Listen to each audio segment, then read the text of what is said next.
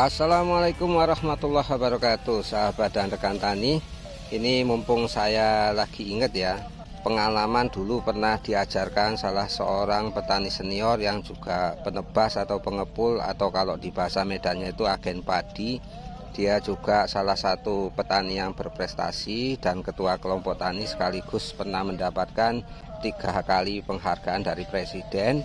Yang keduanya itu dari Presiden Soeharto, dan yang terakhir, yang ketiga, dari Presiden Megawati. Jadi beliau sedikit memberitahu dan mengajarkan ke saya bagaimana cara menaksir tonase hasil panen dari tanaman padi khusus varietas unggul biasa. Dalam hal ini tidak berlaku untuk galur dan hibrida, karena pada masa itu sekitar tahun 2003 ketika saya masih bekerja di BC, waktu itu belum ada hibrida.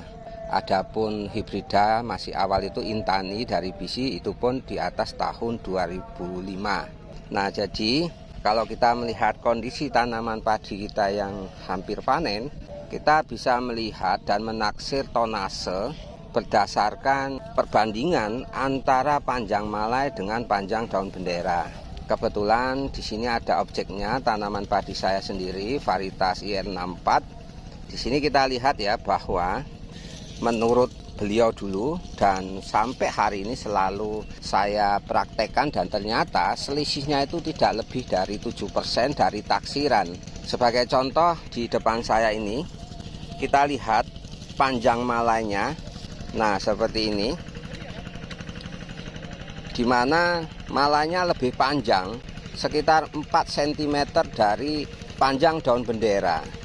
Sedangkan apabila panjang malai itu sama dengan daun bendera saja, itu sudah mencapai angka 8-8,5 ton per hektar.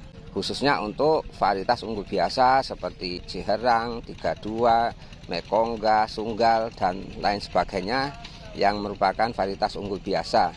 Tidak termasuk hibrida ataupun galur, karena hibrida dan galur biasanya mempunyai karakter yang tidak konstan ya. Dalam arti ada yang daun benderanya memang itu unggul, lebih dominan, lebar dan panjang. Tapi kalau varietas unggul biasa rata-rata standarnya itu maksimalnya ya, panjang malai itu sama dengan panjang daun bendera, karena daun bendera dan malai itu dibentuk dalam wadah atau rangka yang sama, yaitu ruas terakhir dari tanaman padi. Panjangnya ruas terakhir dari batang tanaman padi itu akan menentukan panjang pendeknya daun bendera dan panjang pendeknya malai tanaman padi. Sebagai contoh ini ya, malai tanaman padi kami ini varietas IR64. Teman-teman bisa lihat antara panjang daun bendera dengan malai, selisihnya itu ada sekitar 5 cm ke atas. Sedangkan apabila panjang malainya sama dengan daun bendera untuk IR64, maka rata-rata potensinya itu antara 6,5 sampai 7 ton per hektar. Dan apabila ada selisih 1 cm saja antara panjang malai dengan panjang daun bendera, biasanya kita akan mendapatkan tambahan sebanyak 1 ton per hektar. Apabila rata-rata bisa di atas 1 cm, jelas kita bisa mendapatkan 8 sampai 8,5 ton per hektar, atau ada penambahan 1,5 sampai 2 ton per hektar.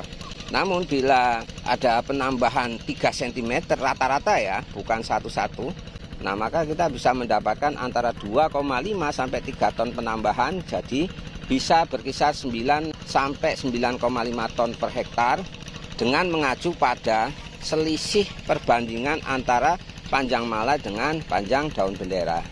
Karena ini ilmu yang saya dapat dari sepuhnya petani padi, karena dia bukan hanya sekedar petani tapi juga memang sangat menjiwai tanamannya dan sangat teliti dengan keakuratan dalam hal menilai kondisi tanaman padi, apalagi beliau itu seorang pengepul atau agen padi.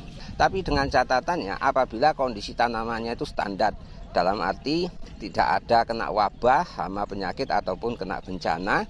Karena bisa jadi kan di tengah-tengahnya nanti diserang tikus atau kena wereng dan lain-lain, itu tidak menjadi acuan standar. Yang dimaksud dalam kriteria yang saya sebutkan tadi, taksiran dalam kondisi tanaman normal dan standar. Hanya itu ya, sedikit informasi dan mudah-mudahan ini bisa menjadi acuan kita bersama. Semoga dengan ulasan ini memberikan manfaat terbaik sebagai sarana edukasi dan motivasi bagi kita bersama. Barakallahu fikum. Wassalamualaikum warahmatullahi wabarakatuh.